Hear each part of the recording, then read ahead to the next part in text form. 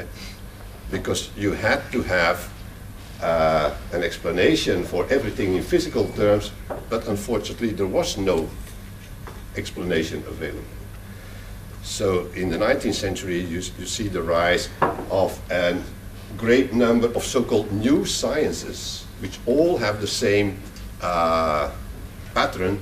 They are purely empirical.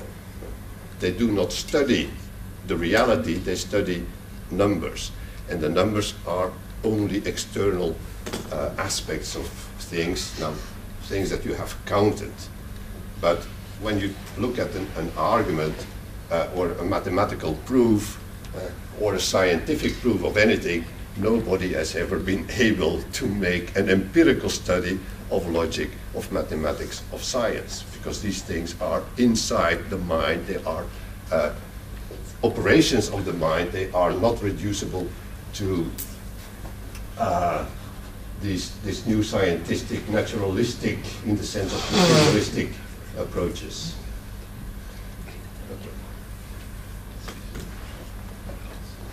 What took the place of utilitarian libertarian of the natural law tradition of libertarianism in the 19th century was what took the place of this natural law tradition of libertarianism was a utilitarian version of libertarianism, which was, as it were, in tune with the scientific spirit of the times, and which was actually based on the notion that everything we do is simply a physical reaction to physical impulses, modulated by events, processes in the brain, and blood pressure, and whatever, what you have eaten, and so on.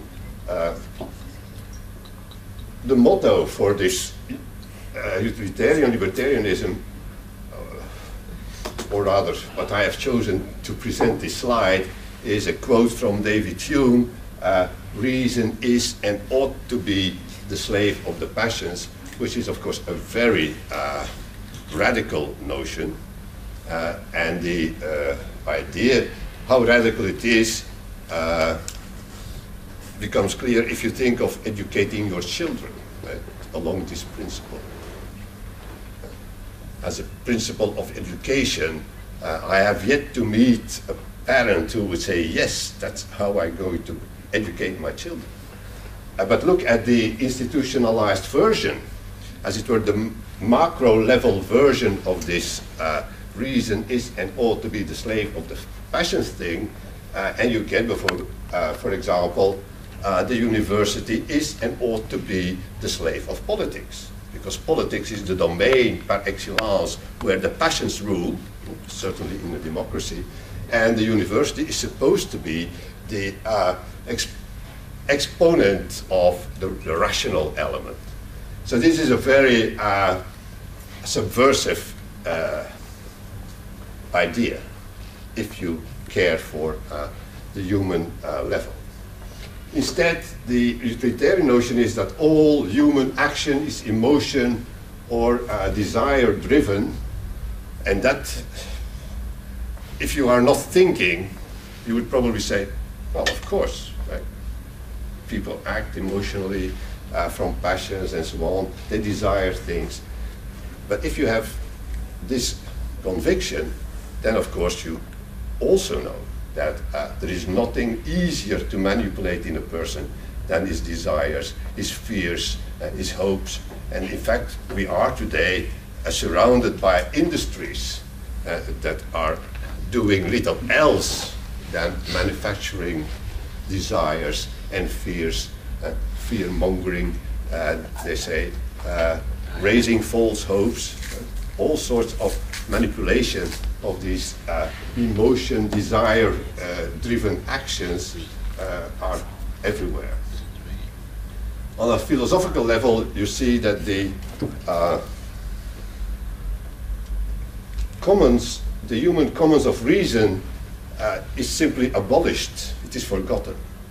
Because what remains is everything is particular subjective, desires, passions, emotions. Right?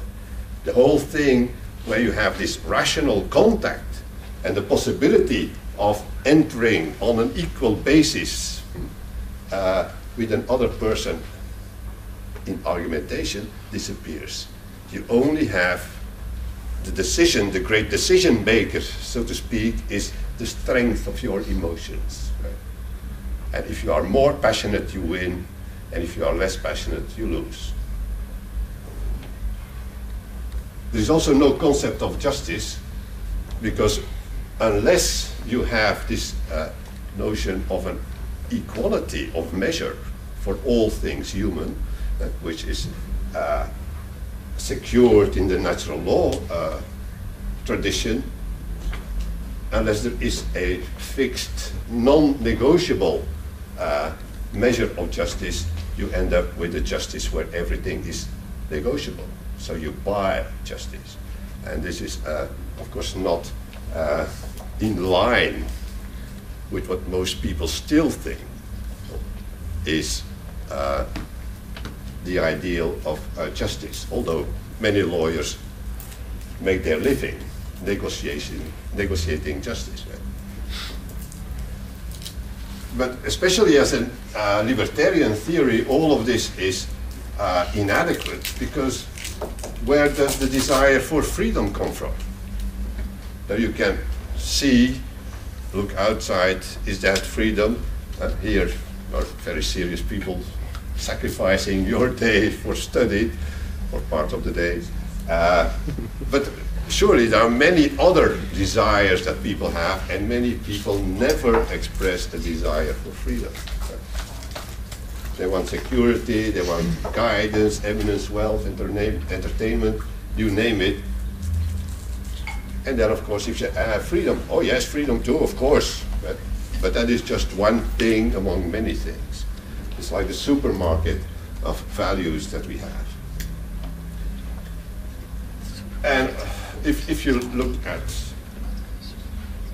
our Western people, and it started before my generation, but it's certainly true for your generation, I would say that we in the West represent the most systematically, thoroughly brainwashed people that ever existed in the history of the world. Right? Because your parents, how many people here are homeschooled? Your parents dumped you at school when you were between 3 and 6. You were permitted to leave school between 18 and 25 or something. When you came home, you are dumped in front of a television set. That was not yet true in my time, but it is certainly true for the younger generations. And there you are exposed to all sorts of messages, which are all not produced by the same firm, but all produced by similar thinking firms. Right? This is a certain type of mentality which makes this this arrangement possible. The inventor and the father of modern propaganda, a nephew of Sigmund Freud, Professor Bernays, who made a career in America, specialized in commercial propaganda because that paid a lot. Firms, certainly corporations, pay enormous sums to manipulate all these incentives, disincentives, propaganda, but he also worked for political causes and for the government. And in one of his books, I believe Propaganda, from the mid-century, 1950, 49, I don't remember, he wrote specifically that in order to make democracy work, the scientific manipulation of public opinion is absolutely necessary. That is why Mr. De Decker is not so popular in the political market, because he's not someone who follows in the expected patterns. Right? But you wanted to say something. Yeah, but I disagree a little bit, because you say that generation is the most influenced. I don't think so. When you remember, now we are all old guys. What was the information in our time? Well, let me put it this way. it is certainly true that when I look at my grandfather, these people, they lived in a very different world. But they knew certain things. They knew more about their environment in which they lived, because they lived still in something resembling a small community. And they were at home in there. But the people you see today, they are at home nowhere. They are all adrift in the sea, so they all look for guidance in an unknown world. And at the same time, they feel no special connection or no warm feeling for the local affair or the people in their neighborhood. If you go in a city, a modern city, how many people know their neighbors? Right? In a big apartment building, it's very few. This is a sort of isolation, and when you lose control over your daily life, then of course you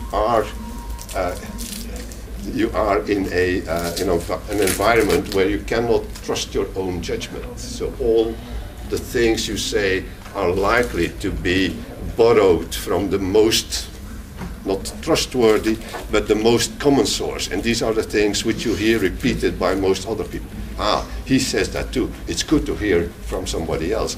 But it is a reinforcing process. Right? You have? Today's societies are more individualistic than they have ever been. And I'm not sure I understand how you can make an argument for libertarianism against individualism. Well, I'm not sure. Maybe I did not put it in, but probably here. No. I'm also making an argument against an offshoot of utilitarian tradition in libertarianism, namely free market libertarianism, which has the sort of academic status because it involves economic theory, right? And very strong or powerful theory. But again, it is, and I speak from experience, I'm no longer a young libertarian, I'm an old libertarian, and in fact I am a pre-libertarian, because when I wrote the book that was mentioned, nobody in Europe knew anything about libertarianism. Although there was a movement in the United States, it was completely unknown here. So, pre-libertarian, okay. What this free market libertarianism, which is represented by names like Hayek and Mises, has in common is that it has this, as it were, technological interpretation of freedom. I call it an instrumental interpretation, and you have to understand that this is to some extent a reflection of the times in which von Hayek and von Mises, Hayek and Mises wrote, which was a time when socialism was the wave of the future, and most of their arguments were directed against central planning and collectivist economics and so on. And this was what they were arguing about, against. They were arguing against that view. But the main argumentation strategy that they used, that was, well, socialists and we liberals, we are disagreeing not about the fundamentals, but we are agreeing about the end, but not about the means. And what we say is that liberalism or free markets